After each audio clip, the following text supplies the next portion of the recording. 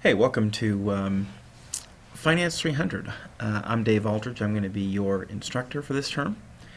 And I am excited to welcome you to this class and, to kind of take you along this journey to finance. And what is finance? Many students wonder that.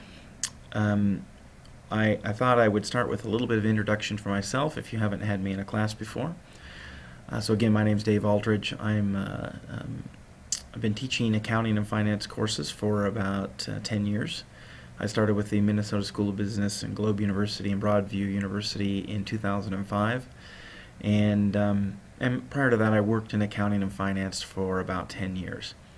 I have an undergraduate degree in accounting from Boise State University and an MBA with a finance emphasis also from Boise State.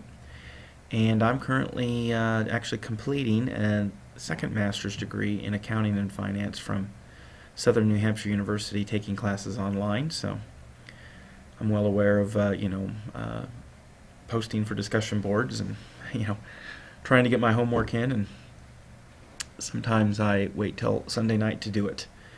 And I can tell you, as you probably know, not a good idea.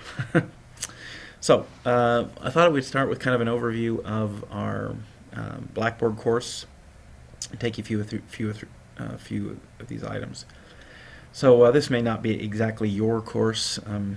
This orientation video is used in other terms, but the stuff that's in here is still relevant. So you can access the course ebook over here. I'm not going to do that, but you can click on that. There's some instructor information. If you click on that, if you want to read and find out more from me, how to contact me or whatever, that information is there. The course syllabus is here, and that's taking a second to pull up. And so our kind of objectives and different things that we're going to cover, you can take a look at that.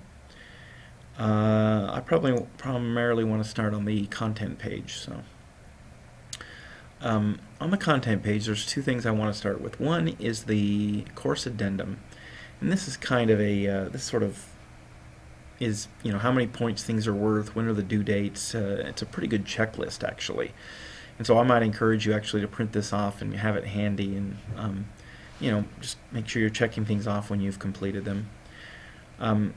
The second part is discussion board, grading policy, and the late work policy. And those are obviously important to be familiar with.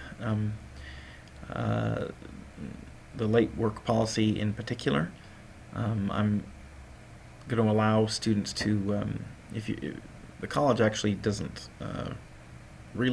allow for late work policy, but they do give us as faculty a little bit of leeway as long as we enforce it consistently. And so what I'm going to do is, if you end up having to do your work late, it's going to be subject to a 10% penalty. The reason doesn't matter. I don't like kind of being put in the situation where I have to decide who has a good reason and who doesn't have a good reason.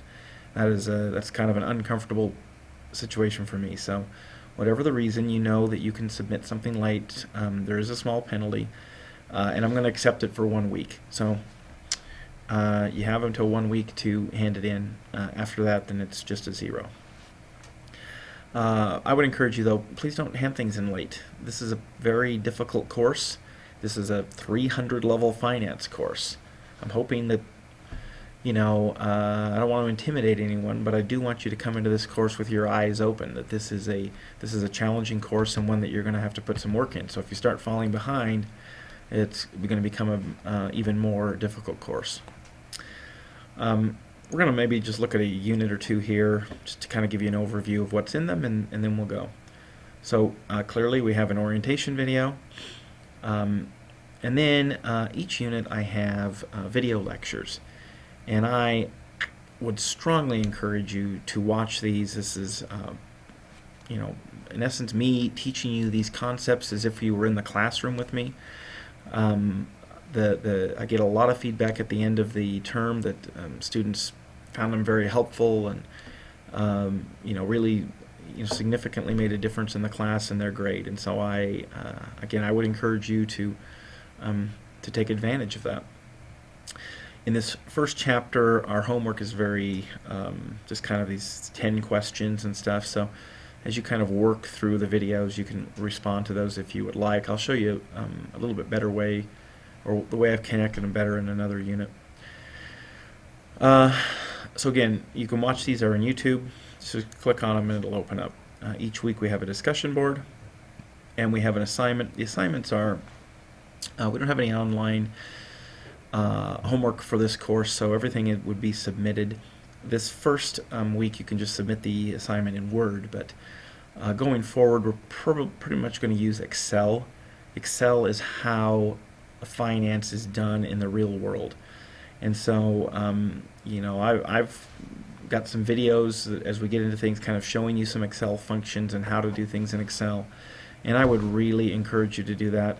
Every semester there's a few students that are, trying to either use a financial calculator or trying to use some kind of present value tables and stuff like that. And,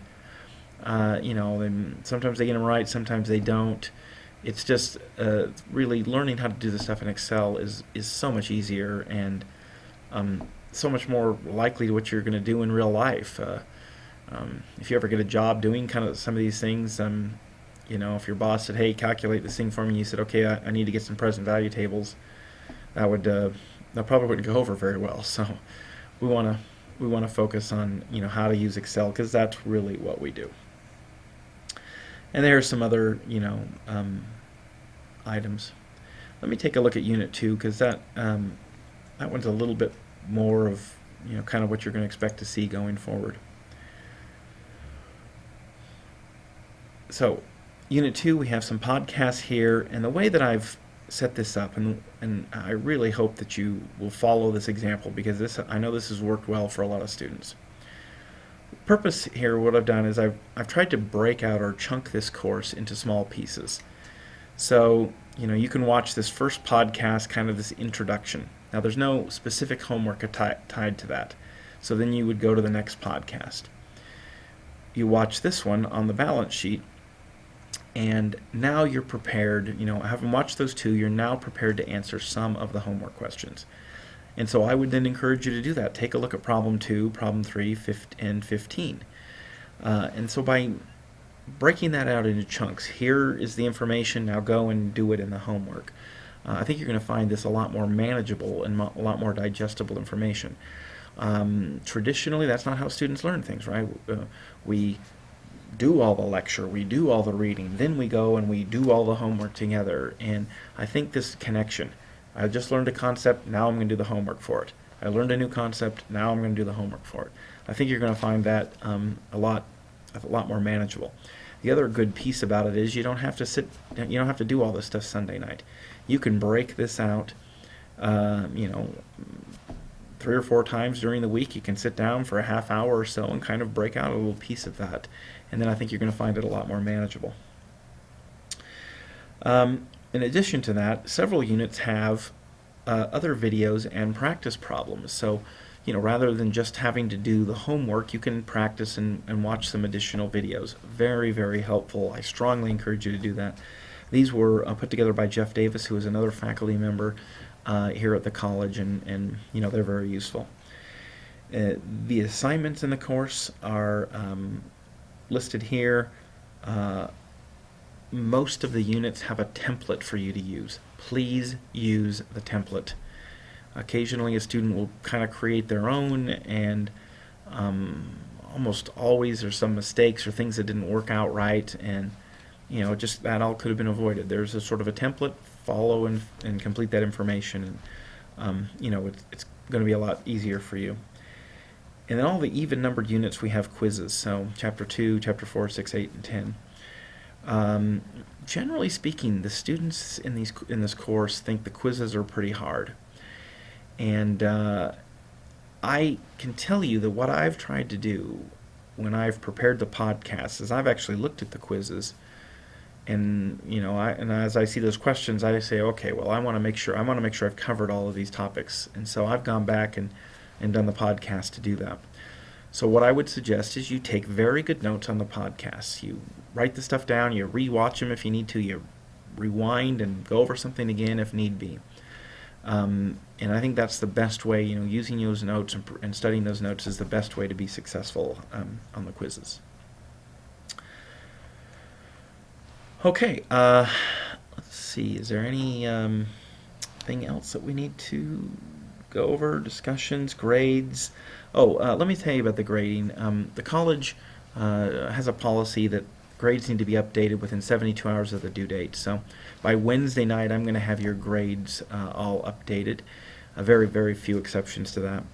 But actually, I try to do a little bit better than that. So what I'm hoping that by Monday night, certainly by Tuesday night, you're going to see your grades updated. And again, as a student, I understand that, right? I finished an assignment, I'm excited to see what grade I got and where my grade is in the class. And so I want to do that as soon as I can for you. And so a lot of times Monday nights, by Monday night, sometimes Tuesday night, I have that available. Okay, well, I'm here to help you during the semester. Again, challenging course. Please, focus on that and stay up to date on the work. Ask me for help when you need help, and let's see if we can have a great quarter.